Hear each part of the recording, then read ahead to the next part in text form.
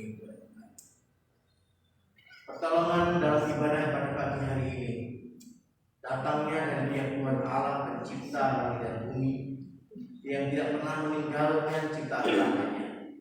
Turunlah atas kita sekalian anugerah dan damai sejahtera dalam nama Bapa, dalam kasih kita Tuhan Yesus Juru Selamat kita, dan dalam penyertaan Roh yang kudus dari awal hingga akhir ibadah pada pagi hari ini.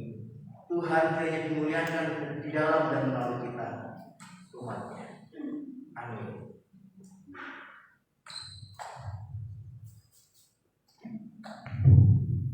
Saya mohon jemaat untuk duduk kembali.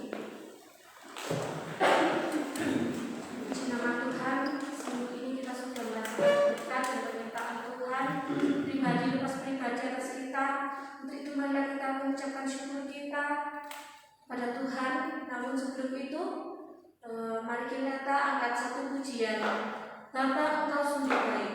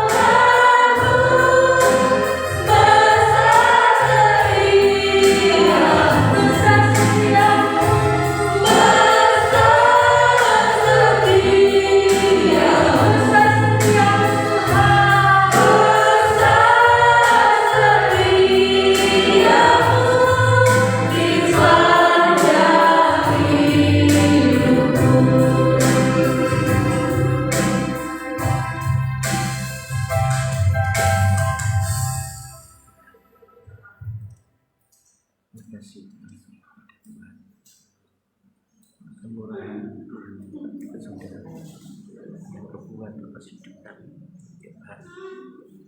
Kasih datangmu yang kasih jadi kekuatan, menjadi kekuatan yang menurut kami dalam segala susah juga yang kami alami. Di dalam hidup yang pengharapan di dalam kehidupan dan harapan yang mengecewakan. Allah yang baik yang merancang apa yang baik bukan saja bagi keberlangsungan kami. Selagi kami ada di dalam dunia ini, namun lebih daripada itu memanjangkan kami. Satu bagian yang benar yang Allah siapkan untuk kami. Tuhan Tuhan, tidak ada Allah seperti yang kami. Telah menunjukkan kasih serta anugerah. Bapa yang berkata di kerajaan surga, terima kasih telah banyak memberikan keberkahan serta kasih kepada kami sepanjang hari. Sepanjang hidup kami tanpa henti ya Tuhan. Kami sangat bersyukur bahwa Engkau selalu menyertai kami dalam hal kesehatan, pekerjaan, hubungan dengan orang lain maupun suasana hati kami. Oleh karena itu, pada kesempatan pagi hari ini, izinkan kami mengucapkan syukur kami dalam hati kami yang paling dalam sebagai anak-Mu yang telah memberikan banyak kebaikan. Terima kasih Tuhan, tidak pernah melupakan kami serta melayani kami di hadapan-Mu, meski kadang kami berbuat salah. Terima kasih Tuhan, banyak kata yang sangat luas dalam hati kami, tapi perkataan kami terbatas Tuhan. Engkau Maha Tahu ya Tuhan. Terima kasih kami menyerahkan doa kami atas nama Bapa, Tuhan Yesus. Kami mengucap syukur. Haleluya. Amin. Saya akan sedikit membacakan firman Tuhan dalam Roma 12 ayat 11 yang berbunyi, janganlah hendaknya kerajinan kendor, biarlah rohmu menyala-nyala dan layanilah Tuhan. Ya Bapak Ibu, apapun yang kita kerjakan dengan tujuan untuk memuliakan Tuhan tidak akan pernah berakhir dengan sia-sia.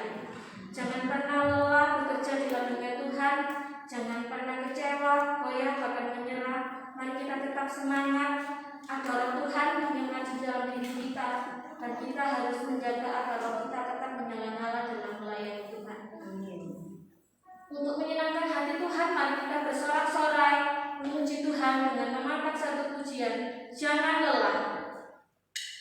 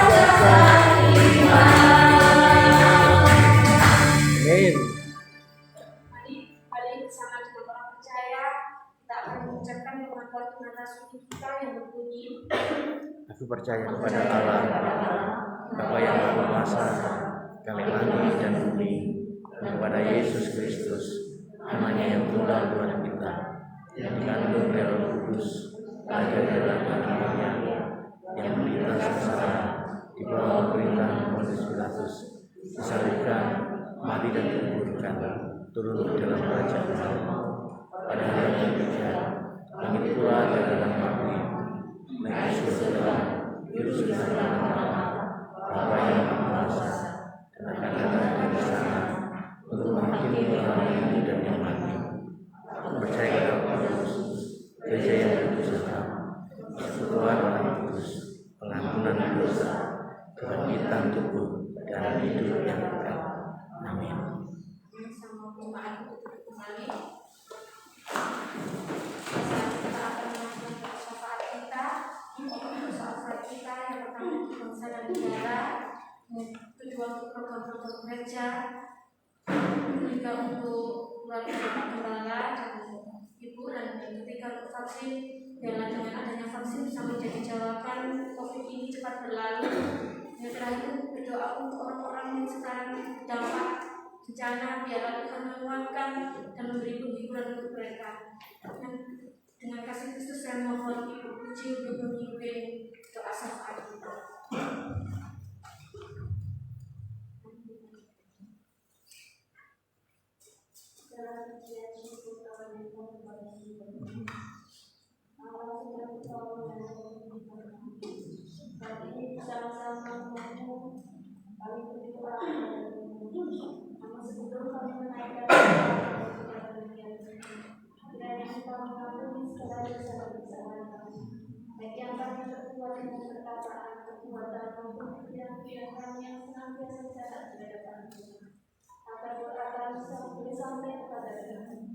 Terima kasih. Saat ini kami berdoa untuk bangsa dan negara kami. Kami bersyukur Tuhan. Kami boleh menyaksikan dari waktu ke Indonesia. Kami boleh melihat bagaimana Engkau selalu bekerja menolong kami. Engkau Allah yang mendirikan segala ini, dan Engkau juga yang memelihara segala kami. Hingga hari ini, bahkan sekalipun begitu banyak persoalan, pergumulan yang harus dihadapi masyarakat, tangan Tuhan senantiasa menolong.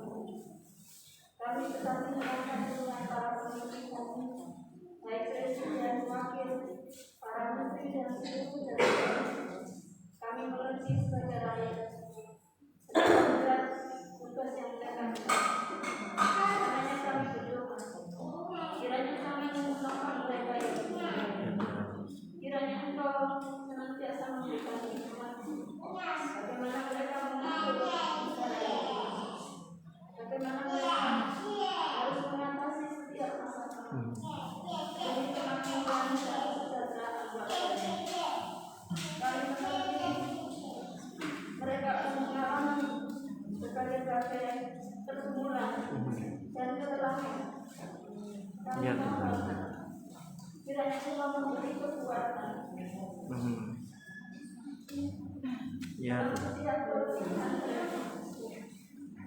Kiranya Engkau memberikan penghiburan ketika mereka menghadapi pergumulan yang berat. Kiranya Engkau senantiasa melindungi mereka dari berbagai niat jahat yang direncanakan orang-orang mereka, agar mereka dapat senantiasa melakukan yang terbaik bagi bangsa kami. Kami berdoa Tuhan upaya memberikan vaksin kepada seluruh masyarakat Indonesia. Kami mengerti tidak ada. Karena kami berdoa kiranya Tuhan terus menolong baik mereka yang bertugas membuat vaksin maupun mereka yang mendistribusikan. Kiranya Tuhan menopang dan menolong mereka, memberkati, memberikan hikmat bagaimana mereka agar semua masyarakat Indonesia memperoleh vaksin. Terima kasih Bapak, kami juga mengingat saudara-saudara kami yang mengalami bencana alam, yang terdampak bencana alam beberapa waktu yang lalu. Mungkin hingga hari ini mereka masih merasakan dampaknya. Kami mohon kiranya Engkau menolong mereka, Ya Tuhan. menyediakan apa yang mereka perlukan, upaya untuk membangun kembali daerah mereka, untuk mencukupi segala keperluan mereka hari pasar. Dengan kiranya Engkau sebagaimana Tuhan memberkati kami di tempat ini, berkatilah juga mereka yang kuatkan dan teguhkan iman mereka, agar melalui setiap kesulitan yang mereka alami, mereka bukan meninggalkan Tuhan, namun kita lihat mereka terus semakin dekat dengan Tuhan. Terima kasih ya Tuhan, terima kasih. Kami menyerahkan Tuhan untuk persiapan hari besar yang akan dirayakan saudara-saudara kami, yang tentu saja meningkatkan semua aparat keamanan yang kita jaga-jaga. Kiranya Engkau memberkati mereka, memberikan kekuatan, memberikan kesehatan kepada mereka. Terima kasih ya Tuhan. Kami menyerahkan gereja kami, kiranya Engkau juga memelihara kami, khususnya memelihara iman kami dalam berbagai tantangan dan kesulitan.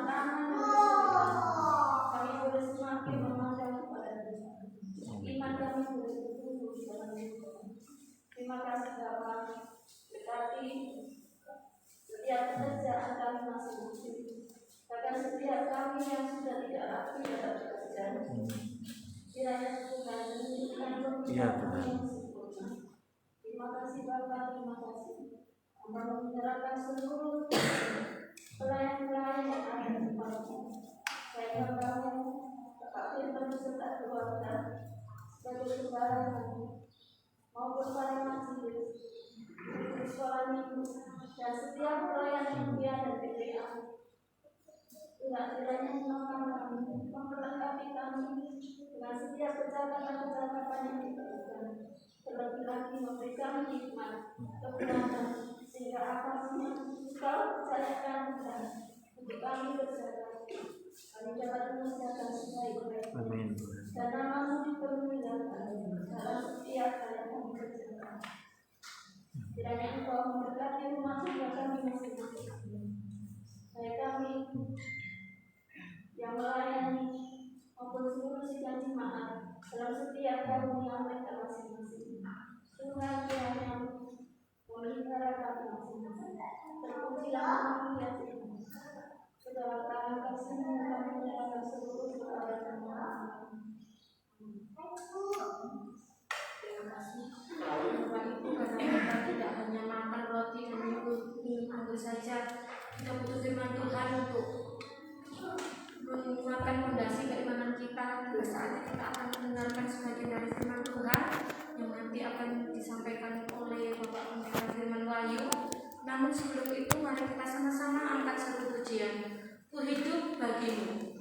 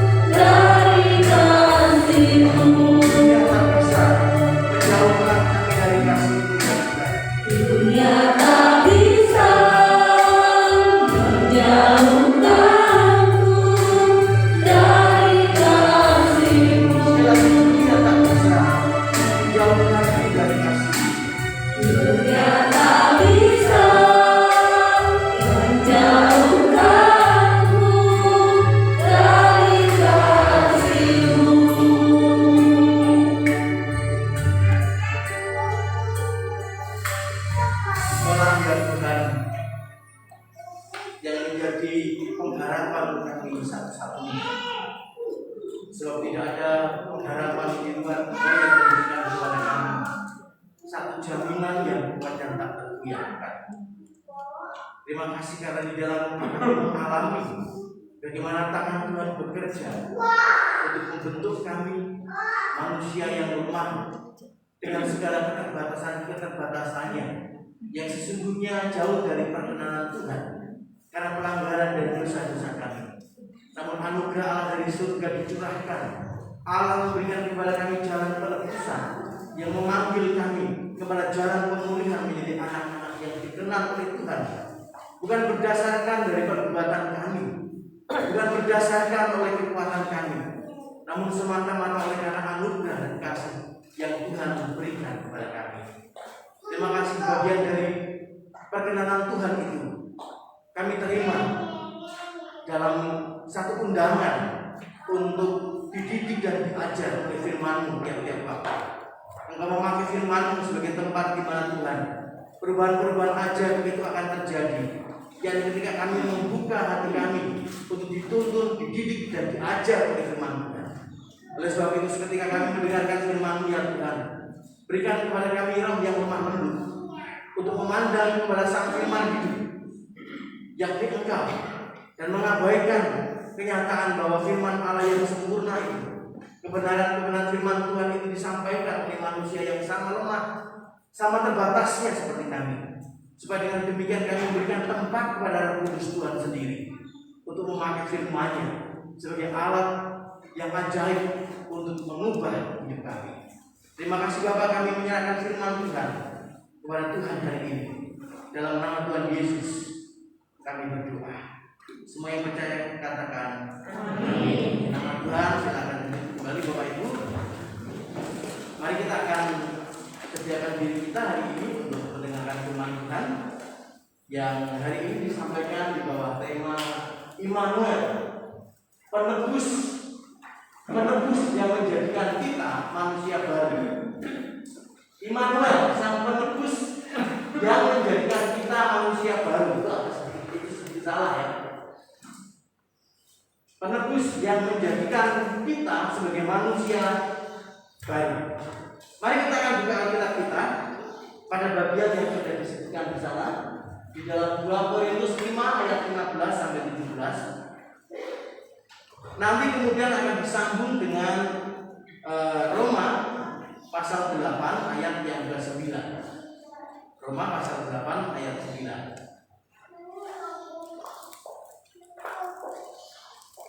Sudah ketemu Bapak Ibu? Ya, katakan amin ya.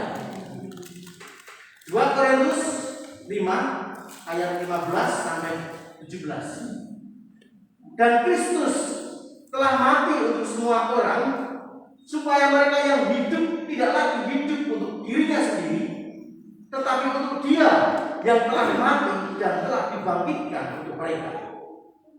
Sebab itu kami tidak lagi menilai seorang pun menurut ukuran manusia. Dan jika kami pernah menilai Kristus menurut ukuran manusia, sekarang kami tidak lagi menilainya demikian. Jadi siapa yang ada di dalam Kristus, ia adalah ciptaan baru. Yang lama sudah berlalu, sesungguhnya yang baru sudah datang. Roma 8 ayat yang ke-9. Tetapi kamu tidak hidup dalam daging, melainkan dalam roh. Jika memang roh Allah diam di dalam kamu. Tetapi jika orang tidak memiliki roh Kristus, ia bukan milik Kristus. Bapak Ibu, ketika saya masih berusia pemuda dan punya hobi pada waktu itu untuk mendaki gunung ya. Jadi Bapak Ibu jangan lihat saya sekarang, sumpah saya dulu pernah kurus gitu ya, pernah langsing. Bukan langsung seperti sekarang. Nah, saya punya kesukaan untuk mendaki gunung. Ya, beberapa gunung di wilayah Jawa Tengah sudah pernah saya taklukkan gitu ya. Salah satunya Gunung Lawu dan hampir celaka di atas gunung itu. Nah, satu ketika ada seorang yang bertanya kepada saya, apa sih enaknya mendaki gunung itu? Ya, naik gunung, ketemu dengan banyak resiko bahaya, apa enaknya? Gitu ya. Nah itu satu contoh, tapi itu bukan saya. Nah Bapak Ibu, saya mengatakan begini kepada orang yang bertanya itu, saya tidak dapat menjelaskan kepada kamu apa sih enaknya naik gunung gitu ya.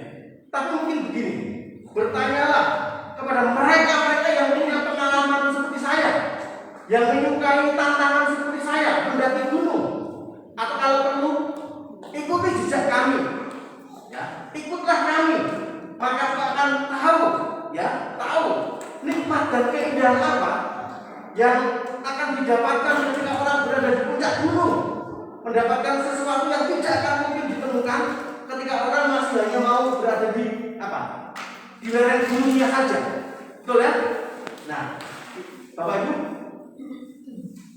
tanpa mendaki gunung, ya, kita tidak akan pernah mendapatkan pemandangan yang banyak bisa kita saksikan ketika kita berada di puncak, betul kan?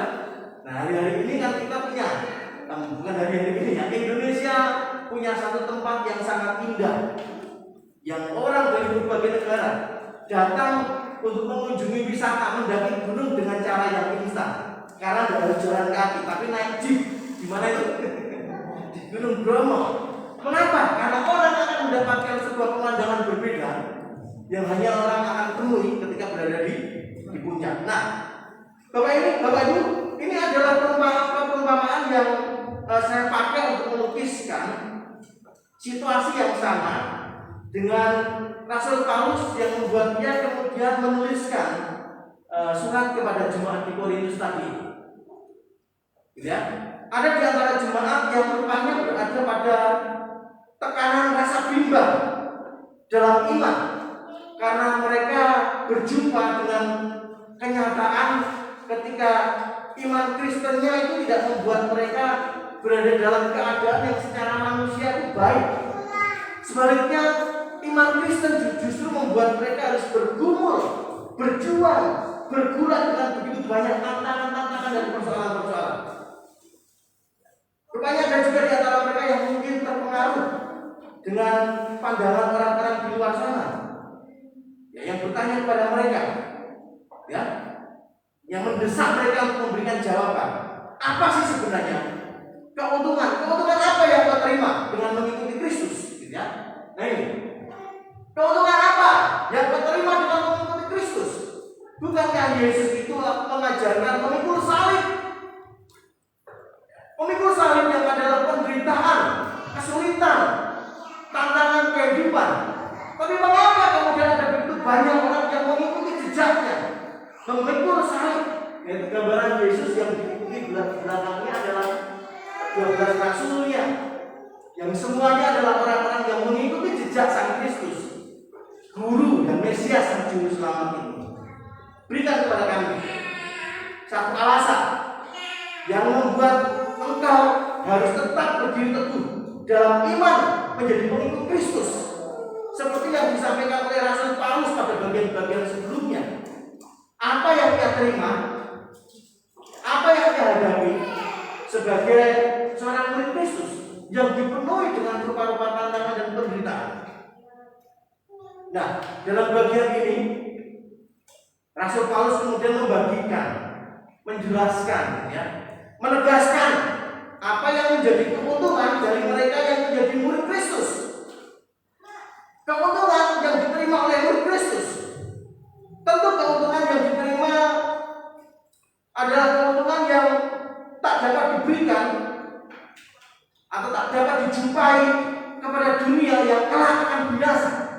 Karena Rasul Paulus menyampaikan bahwa apapun keadaannya di masa depan, manusia dan seluruh alam semesta tidak akan pernah dapat menghindari kenyataan bahwa mereka akan berdiri di hadapan Kristus, ya, di hadapan Kristus, di hadapan Allah yang akan berdiri sebagai hakim buat mereka. Dunia yang akan binasa. Apa yang akan kita terima sebagai sebuah keuntungan untuk Kristus, yang keuntungannya menjulang sampai ke langit, menembus sampai kepada kekekalan yang hanya akan diterima oleh mereka-mereka yang menyerahkan diri kepada kuasa penebusan Kristus. Apakah keuntungan itu? Nah, tadi kita membaca pada 2 Korintus 5 ayat 17. Siapa yang ada di dalam Kristus, dia adalah ciptaan baru. Siapa yang ada di dalam Kristus, mereka menjadi manusia baru. Manusia baru di dalam Kristus. Apa mana itu dia? Manusia baru di dalam Kristus. Apakah itu? Apakah kemudian kita akan menjadi seperti satria baju hitam? Yang ketika kemudian akan berubah tidak lagi seperti manusia, ya, atau seperti apa, film animasi Transformer gitu ya, yang tiba-tiba orang berubah dalam satu wujud yang berbeda. Apakah itu menjadi manusia di dalam Kristus? Bapak Ibu, apa yang ditegaskan dan apa yang sudah saya paparkan beberapa waktu yang lalu, fakta kenyataan bahwa dosa itu ada dalam dunia, betul ya? Dan kuasanya demikian merusak. Maka itulah yang kemudian membuat dunia ini, orang berdosa berdiri di hadapan Allah sebagai orang terhukum, sebagai dunia yang sedang menuju binasa, sebab mereka menjadi lawan seteru dari yang maha tinggi, yang tadi saya sebutkan, yang kelak nanti akan berdiri sebagai hakim yang mengadili dan menghukum mereka.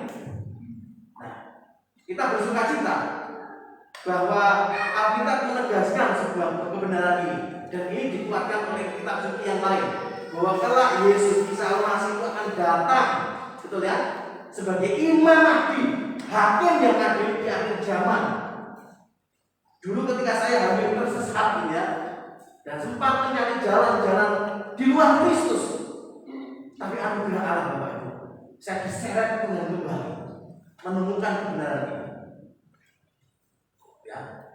Dunia yang berdosa adalah dunia yang tergila karena mereka berdiri sebagai seteru Allah. Maka apa yang dikerjakan oleh penebusan Kristus? Manusia baru. Manusia baru, tetap manusia yang tidak sempurna. Tidak seketika kemudian ketika kita berada di dalam Kristus langsung kita menjadi manusia yang sempurna, ya, yang tidak lagi bisa tergoda, yang tidak bisa lagi jatuh. Tapi Alkitab mengatakan di sana menjadi manusia baru. Dulu dalam manusia yang lama, kita milik dunia, hidup kita dikontrol oleh nilai-nilai dunia dengan segala bentuk kejahatan yang di luar sana itu.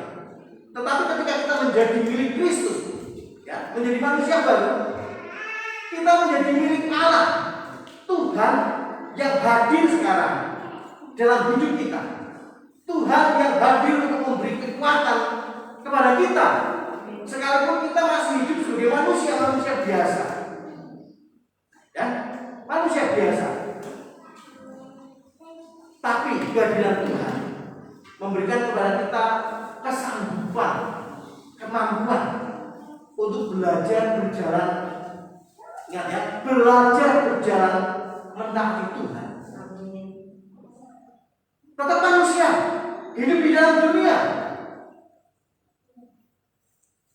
Tapi sekarang, karena kehadiran Allah dalam hidup kita, kita tidak lagi hidup dalam kehendak daging, tidak lagi hidup dalam orientasi kedagingan, dengan semua hawa nafsu yang menjerumuskan manusia kepada kebinasaan. Inilah wujud menjadi manusia baru dalam Kristus.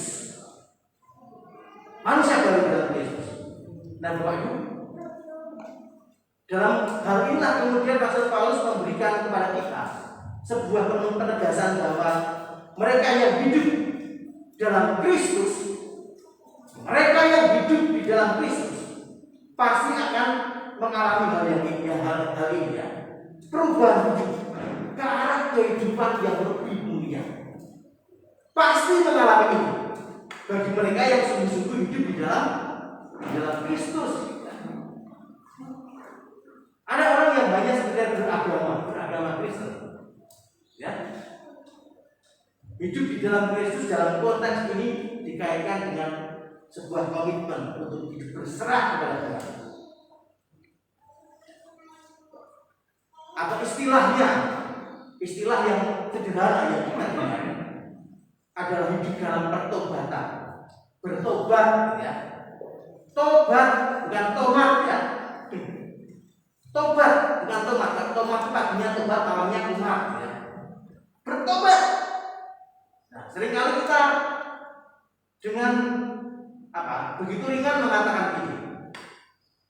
Bertobat, saya sudah bertobat. Tapi pertobatan menjadi sesuatu yang biasa.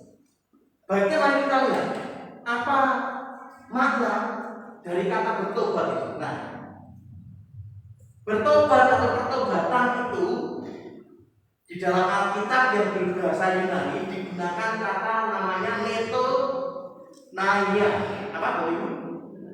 Metonaia. Nah, metonaia itu secara literal, ya, atau dari segi arti kata maksudnya, gitu ya, itu pengertiannya berbalik arah, balik kucing, ya.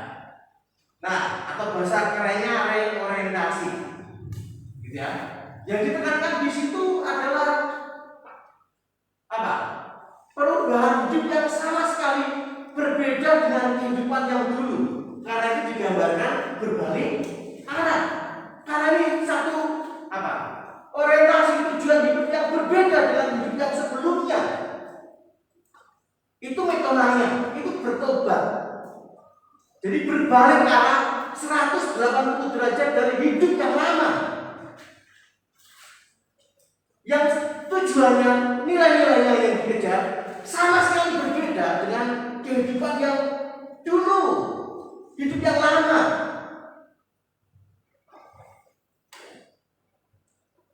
Hidup di masa lalu. Sekarang kita punya sebuah tujuan hidup yang berbeda.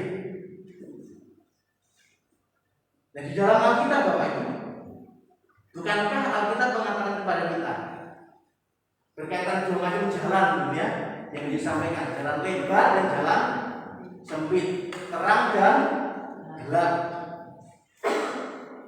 Lalu kemudian apa lagi? Yesus atau Mamon, ya. Jelas di sana Alkitab menjelaskan kepada kita bahwa manusia itu di dalam dunia ini hanya disediakan dua pilihan saja. Kepada siapa manusia akan menyerahkan diri. Manusia hanya diperhadapkan pada dua pilihan saja tujuan hidup yang mereka kejar. Ini Yesus atau Mamon, terang atau gelap. Bukan Yesus atau Mamon, ya. Pak Mamon sudah tidak ada, tetangganya benci. Yesus atau Mamon, dua pilihan saja. Tidak ada opsi ketiga, opsi yang netral. Yesus ya Yesus, ya Mamon. Ya itu Yesus, itu dunia, merantau Yesus, merantau dunia. Tidak bisa. Tidak ada pilihan ketiga, tidak ada opsi ketiga. Ya, hanya dua. Mengabdi kepada apa? Atau mengabdi kepada Mamon atau kesenangan-kesenangan dunia. Yang keduanya, Bapak Ibu, tidak pernah bisa dikompromikan dengan baik-baik. Tidak pernah bisa dikompromikan. Sebab aktualisasi atau wujud dari tindakannya maupun hasilnya itu sama sekali beda. Ikut dunia, ikut gelap, tinggal dalam gelap, akan binasa bersama-sama dengan dunia yang gelap. Hasilnya jelas dan pasti, betul ya? Demikian juga kalau kita hidup menyerahkan diri pada Kristus, hidup tujuannya, goalnya, lalu kemudian hasilnya berbeda dengan kalau kita ikut dunia. Dulu hidup lama kita menjadi tawanan dosa, betul ya? Tawanan dosa dengan segala macam kejahatannya. Sumbernya roh cinta diri. Roh cinta diri yang memuja hawa nafsu dengan semua kesenangannya. Sebagaimana kita melihat itu di dalam kitab Galatia 5 disebutkan keinginan daging itu nyata. Benar ya? Keinginan daging itu nyata. Jadi mari kita lihat sekarang apa yang terjadi kepada dunia, di mana kehendak, kuasa daging, kuasa hawa nafsu, roh cita diri, ya, yang menguasai. Saya pikir tiap hari kita begitu mudah ya, menyaksikan aktualisasi perwujudan dari tadi itu, roh cita diri. Betul ya? Hawa nafsu kedagingan, berbagai macam kejahatan yang hari-hari ini kita lihat di luar sana, yang tiap-tiap hari ditayangkan di depan mata kita, itu ekspresi dari kuasa dosa itu. Ya, kita heran Bapak Ibu, dunia yang dikuasai oleh dosa, hidup lama yang sudah kita tinggalkan seharusnya ya. Tapi kita lihat hari ini, kita melihat dosa itu secara vulgar. Tahu vulgar ya? Vulgar itu terang-terangan, tidak lagi ditutup-tutupi, dipertontonkan tanpa malu oleh para pelakunya. Satu contoh Bapak Ibu. Ya, yang jadi. Nah, Bapak Ibu kenal orang ini enggak? Tahu orang ini enggak? Enggak tahu ya. Nah, ini diliput oleh majalah Time di Amerika. Mengapa dua orang ini begitu penting? Sehingga majalah Time waktu itu merasa perlu untuk mempublikasikan atau memberitakan mengenai orang ini. Ya, yang sebelah kiri ya. Sebelah kiri itu namanya Pete Buttigieg. Pete Buttigieg. Dia adalah Menteri Transportasi Amerika yang dipilih dalam masa pemerintahan Joe Biden. Ya, Presiden Amerika yang sekarang. Tapi uniknya Bapak Ibu, dia ya, Pete Buttigieg ini secara terang-terangan mengatakan bahwa dia adalah seorang homoseks. Jadi orang yang berdiri di sampingnya itu adalah istrinya. Istrinya gitu ya. Siapa istrinya? Sama jenisnya dengan dia. Bukankah ini adalah sebuah kebodohan yang dipertontonkan, betul ya? Seperti yang ulang-ulang saya katakan, wong sapi wae ngerti, gitu ya. Sapi tidak mungkin ngejar-ngejar sapi yang sama jenisnya untuk kawin, betul ya? Ayam juga begitu, tapi ini enggak, tapi begitu bangga ketika kemudian dia diperkenalkan waktu itu. Saya ikut melihat waktu itu, diperkenalkan bahwa dia adalah orang yang dipilih untuk menduduki jabatan Menteri Transportasi Amerika. Maka ketika ia memperkenalkan diri, dia mengatakan memperkenalkan namanya, lalu kemudian dia menyebutkan karena pasangannya itu agak jauh sampingnya, lalu dia itu adalah istri saya, tapi seorang pria. Halo, Bapak Ibu, dan gerakan ini gerakan untuk menganggap bahwa penyimpangan seksual di masa sekarang itu tidak perlu dipersoalkan, ya, dianggap sebagai sesuatu yang normal, sehingga kemudian ketika orang menggugat, mencela itu, maka Anda yang mencela itu dianggap orang yang tidak normal, dibalik ya, itu makin hari makin kuat, gitu ya. LGBT terang-terangan makin kuat, tidak merasa malu. Saya punya seorang teman yang hari-hari ini melayani bersama-sama saya itu dampingi petani, tapi dia juga adalah seorang dosen agama Kristen di Universitas Udayana Bali. Satu ketika dia mengajar, ada seorang muridnya, mahasiswanya, yang terang-terangan mengatakan, "Pak, saya LGBT loh." Ya, lalu dia diundang untuk datang ke salonnya. Jadi hati-hati Pak ya. Terang-terangan Bapak Ibu. Lalu kalau saya hari-hari ini kita melihat di televisi tayangan silet lah atau gunting lah gitu ya, apa itu yang di sana infotainment katanya. Bagi saya lagi info tidak penting gitu ya. Bukankah hari-hari ini kita melihat lihat ini fenomena yang namanya apa itu? Cara itu kira-kira apa gambarannya bagus? Perselingkuhan. Orang mengatakan selingkuh, selingan yang membuat hidup ini makin kukuh, gitu kan? Menjadi sesuatu yang tidak normal. Orang-orang yang menyebut dirinya sebagai public figure, tidak ada orang begitu. Public figure, ya public figure, tapi figur yang buruk, ya, figur yang merusak. Nah, sayangnya Bapak Ibu, hal demikian itu yang dilihat oleh anak-anak kita ya. Ya, saya sungguh menangisi generasi ini.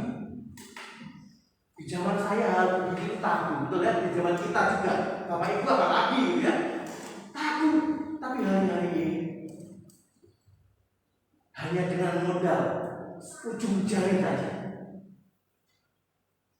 kejahatan ya, yang sumbernya adalah ketidakmampuan manusia untuk mengontrol hawa nafsu dengan mudah dilihat. Itulah hidup lama. Itulah hidup lama yang disampaikan oleh Rasul Paulus tadi. Hidup lama, hidup di bawah kontrol kendali hawa nafsu. Itu hidup lama.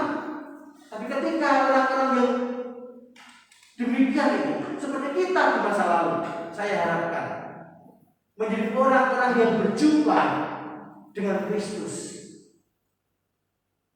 mendengar suaranya memanggil, melihat tangannya terulur dengan tangan yang berlubang paku itu, mengundang kita menjadi miliknya. Maka kita menjadi manusia baru di dalam Dia. Di dalam kelas katekisasi saya mau tekankan soal agama yang penting, soal status agama. Dalam artian begini, yang terpenting buat kita itu bukan status di atas kertas, bukankah status yang orang kenal tentang kita ini beragama, betul ya? Karena Yesus sesungguhnya datang tidak untuk menawarkan kepada kita agama, betul ya? Jadi jangan cukup puas, jangan merasa cukup hanya menjadi orang yang beragama dan melakukan kewajiban-kewajiban agama tanpa memiliki relasi dan hubungan dengan Kristus. Karena Yesus datang ke dalam dunia ini bukan untuk menawarkan agama. Dan tahukah kita, justru orang-orang beragama lah yang menyalibkan Kristus, betul? Orang-orang beragama lah yang menolak Kristus. Kristus datang kepada kita untuk menawarkan hubungan dalam relasi yang intim yang membawa kita dalam sebuah perjalanan hidup baru di dalam Dia. Amin. Katakan kanan kiri kita, Yesus tidak datang membawa agama, ya. Yesus mengundang kita masuk dalam relasi dengan Dia. Hidup baru. Hidup baru itu adalah hidup dalam pemerintahannya. Dulu ketika kita masih hidup lama yang mengontrol kita, siapa? Daging dengan semua hawa nafsunya. Kita tunduk di dalamnya. Maka sekarang ketika kita menerima Kristus, kita menerima bagian pemerintahannya. Kerajaan Kristus, kuasa Kristus hadir dalam hidup kita. Tandanya, jadi bagi orang yang menerima pemerintahan Kristus, yang menjadi milik Kristus, menjadi warga negara Kristus, Alkitab tadi mengatakan siapa yang menjadi milik Kristus, dia adalah orang yang menerima Kristus, betul? Sama seperti kalau seandainya kita ini adalah orang Indonesia, gitu ya. Ketika kita pergi ke luar negeri, ke negara lain, tapi untuk menegaskan bahwa sekalipun kita ke sana kita bukan warga negara itu, kita pegang apa itu? Paspor, ya. Di paspor itu ada satu cap tanda yang menegaskan bahwa sekalipun kita di Amerika tapi kita orang Indonesia. Apa itu? Cap Garuda Pancasila. Ya. Itu yang apa? Itu meterai yang menegaskan bahwa kita ini adalah milik NKRI. Nah, demikian juga kita hidup di dalam dunia ini. Tapi Alkitab mengatakan sekarang kita hidup dalam dunia, tapi kita tidak hidup untuk di dunia. Kita bukan warga negara kerajaan dunia, betul ya? Tapi warga negara kerajaan Allah. Maka kemudian Alkitab mengatakan tanda sejak itu. Dan kita dimeteraikan dengan Roh Kudus, Roh Allah sendiri. Roh Allah sekarang berdiam, berkuasa atas kita. Roh Kudus manjing, Roh Suci manjing. Wonten gesang kita, ya. Roh Kudus ada di dalam hidup kita. Roh Kudus yang diam dalam hidup kita itu dalam bahasa Yunani-nya ya adalah huparko. Huparko. Yang arti katanya didiami. Apa bahasa Jawa ini? Manjing, ya. Menjadikan kita ini tempat berdiam. Roh Kudus berdiam di dalam diri kita. Sehingga kemudian apa? Kehidupan kita seluruhnya sekarang menjadi tempat perwujudan dari pekerjaan Roh Kudus yang tinggal dalam diri kita. Nah, upah itu saya kasih contoh begini, Bapak Ibu. Pernah nggak lihat orang kesurupan? Orang kesurupan, pernah ya? Saya berharap bukan karena kita yang mengalaminya, gitu ya. Tapi lihat, coba kita lihat.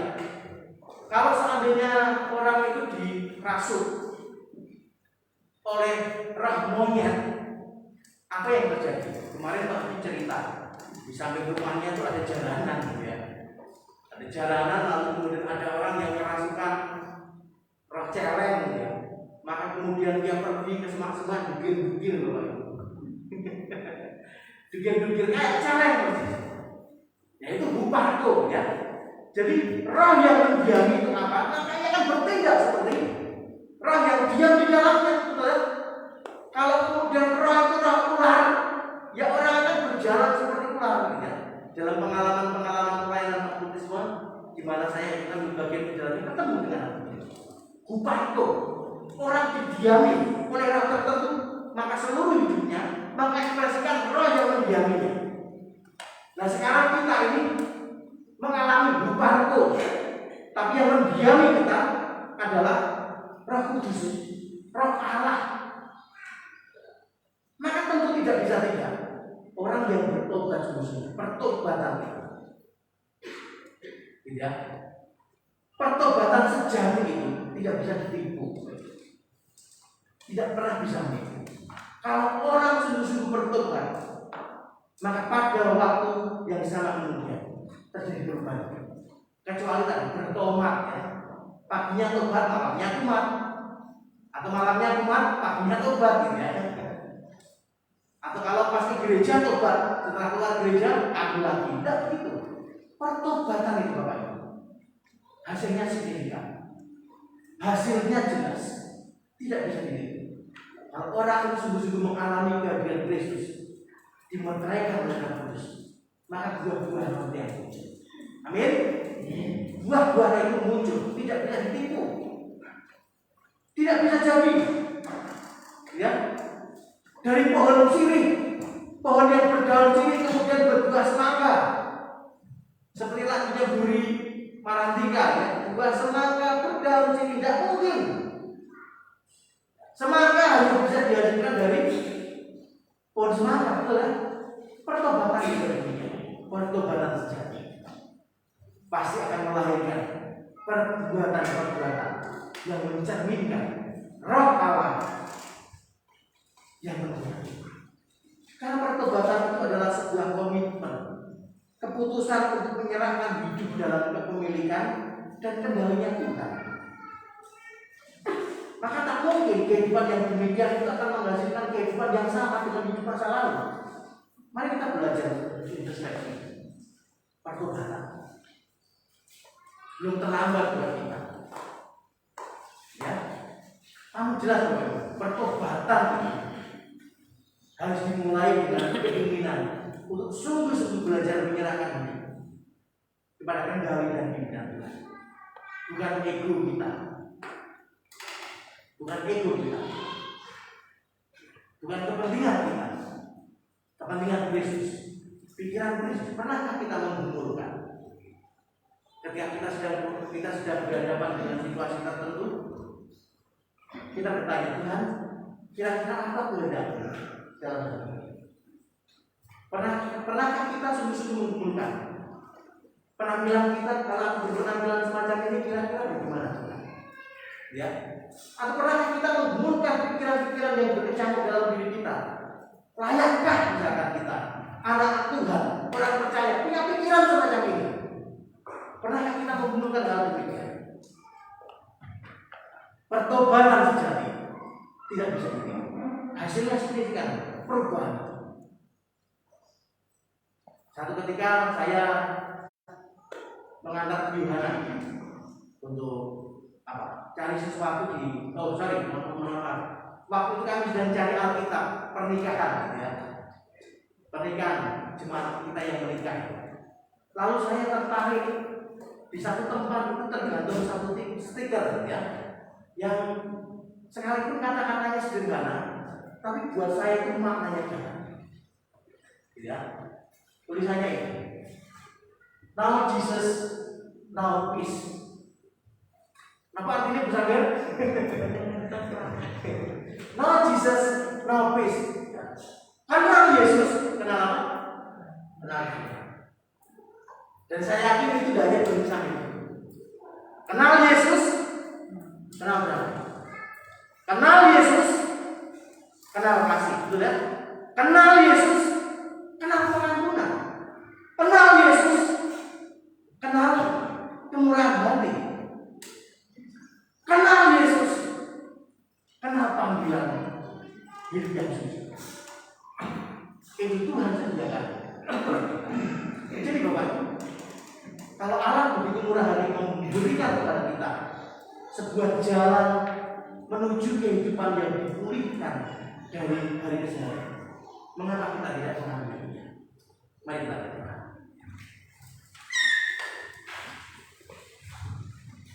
Mari kita akan ambil waktu sejenak untuk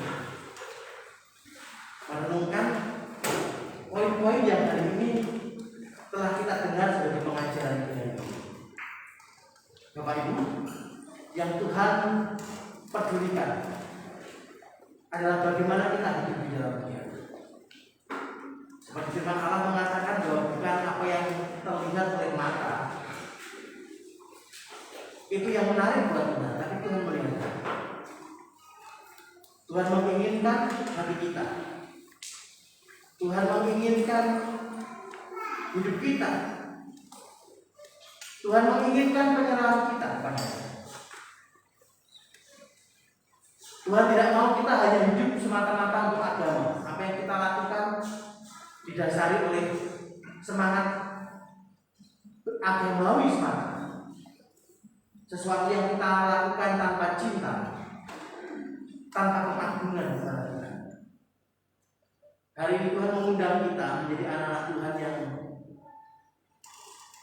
mau berjalan untuk memaknai hidup iman kita sebagai sebuah panggilan, hidup bergaul dengan Tuhan. Keputusan untuk hidup menyerahkan diri,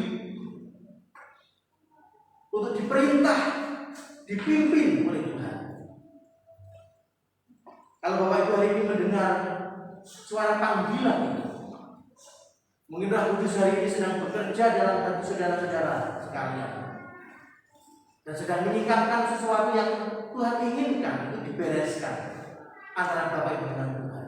Buka hati, jangan keraskan hati, serahkan diri kepada Tuhan dan minta Dia dengan kuasa pengampunannya, penebusannya akan menjadikan saudara kepada sebuah tahap kehidupan yang baru di dalam Dia, menjadi orang yang beranjak kepada kehidupan yang disempurnakan tiap-tiap hari. Saja kita semua bangkit berdiri, kita akan nyanyikan pujian sebelum firman Tuhan datang. Yesus, Kau kebenaran yang menyelamatkan. Sehingga bisa maju ke depan.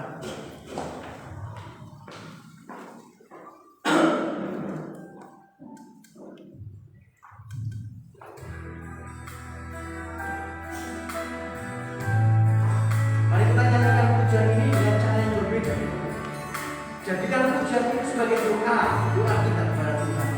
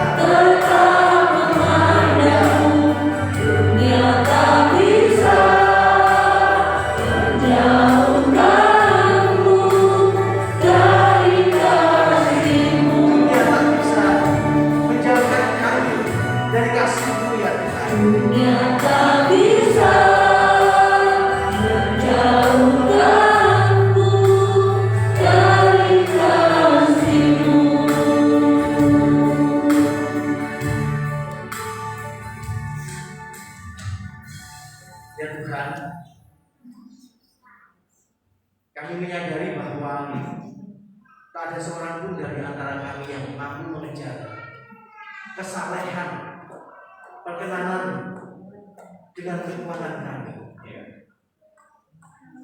Kami adalah insan lemah yang begitu mudah tergoda dan jatuh. Seperti tiap-tiap hari ajalah kami dengan jujur dan terbuka berani mengatakan kepada Tuhan bahwa kami perlu bimbingan tiap-tiap hari. Topanglah kami itu menjadi kuat di dalam Engkau. Di tengah-tengah medan laga perjuangan iman, menghadapi berbagai macam godaan-godaan dan tantangan-tantangan kehidupan yang seringkali menentang keputusan kami untuk menyerahkan diri kami menjadi milik Kristus selagi kami hidup di tengah-tengah dunia dengan segala kesenangannya. Semuanya itu masih merupakan godaan-godaan yang tak mampu kami hadapi dengan kekuatan kami, Tuhan. Karena itu kiranya Engkau dengan Roh lemah lembut, dengan Roh-Mu akan menuntun kami agar tiap-tiap hari kuasa penebusan Kristus itu akan memimpin kami kepada arah hidup pertobatan yang makin sempurna tiap-tiap hari, makin sempurna tiap-tiap waktu, sama seperti cermin yang tiap-tiap kali dibersihkan makin memancarkan kemilauannya. Demikian kiranya Tuhan, Engkau dengan kuasa-Mu akan membasuh kami sehingga pancaran wajah, kehadiran dan kemuliaan Kristus itu akan makin terpancar nyata dan semakin jelas dalam hidup kami. Dunia di luar sana sedang memerlukan kami anak-anak-Mu untuk memberikan kepada mereka satu teladan kehidupan mulia yang tidak akan pernah mereka dapat jumpai di dunia sekelilingnya, dan hanya dapat menjumpai itu dalam diri kami, anak-anak Tuhan, orang-orang yang telah mengalami kehidupan baru di dalam Engkau. Maka demikian kiranya Tuhan, kami akan dipimpin oleh Engkau tiap-tiap waktu. Terima kasih Tuhan Allah kami. Kami mengucap syukur dan berdoa dalam nama Tuhan Yesus. Amin.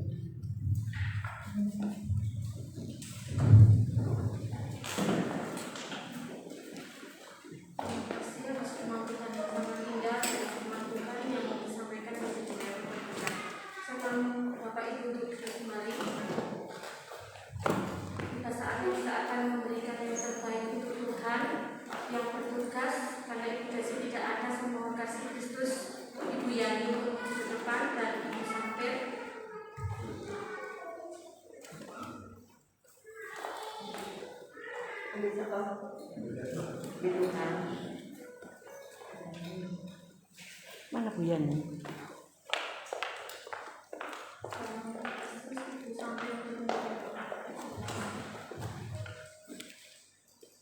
Tuhan Yesus Allah semesta alam, terima kasih Tuhan untuk firman-Mu yang begitu jelas terang seperti matahari di waktu siang ini.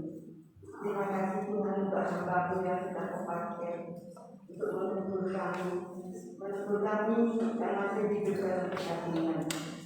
Seperti diri kami sendiri Tuhan, kami masih iri hati, kami masih memuji orang lain, kami masih menghakimi, dan kami masih berbuat jahat. Ampuni kami Tuhan. Tetapi melalui firman-Mu, kami sungguh bersyukur dan mempunyai Allah yang berbeda. Kalau saat ini mengasihi kami, mengizinkan untuk menempati hari Sabat, melakukan apa yang terbaik. Tolonglah kami Tuhan untuk menghilangkan kejahatan kami. Terima kasih Tuhan waktu kesempatan untuk menginginkan apa yang baik yang boleh kami lakukan di dunia ini. Terima kasih Tuhan. Supaya syukur kami menyerahkan persembahan yang dari Tuhan. Kami percaya Tuhan yang kami Kristus berkat dan berkatilah kami. Kami serahkan doa kami dan balas syukur kami dan persembahan ini. Sambil menjalankan kita akan satu pujian sungguh bangga Bapa.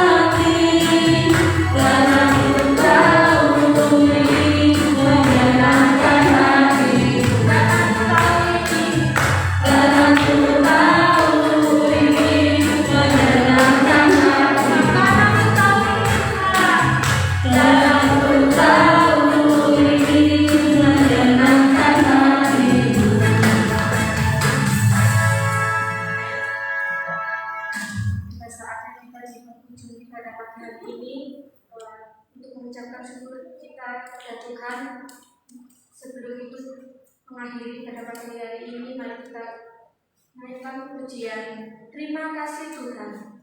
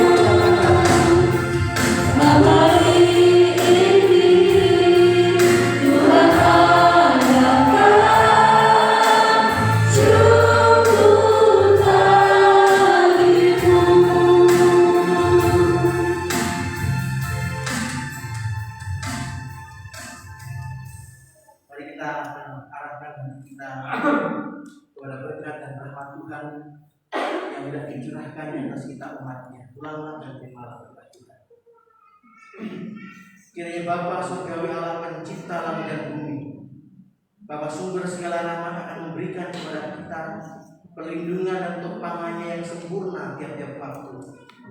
Dia yang telah mengasihi kita dengan kasih sejati di dalam diri Tuhan Yesus Kristus, Juru Selamat dan penebus dosa kita. Demikian juga kiranya akan memeteraikan kita dengan Roh Kudus-Nya, Roh yang akan menopang, memimpin, menyertai kita, memberikan kepada kita kekuatan untuk hidup mentaati Tuhan di tengah-tengah dunia yang jahat ini, menguduskan diri bagi namanya, supaya kelak ketika Sang Raja Agung, Tuhan dan Juru Selamat kita datang kembali kedua kali, Ia akan menjumpai kita menjadi umat yang menjaga hidup bagi namanya. Amin.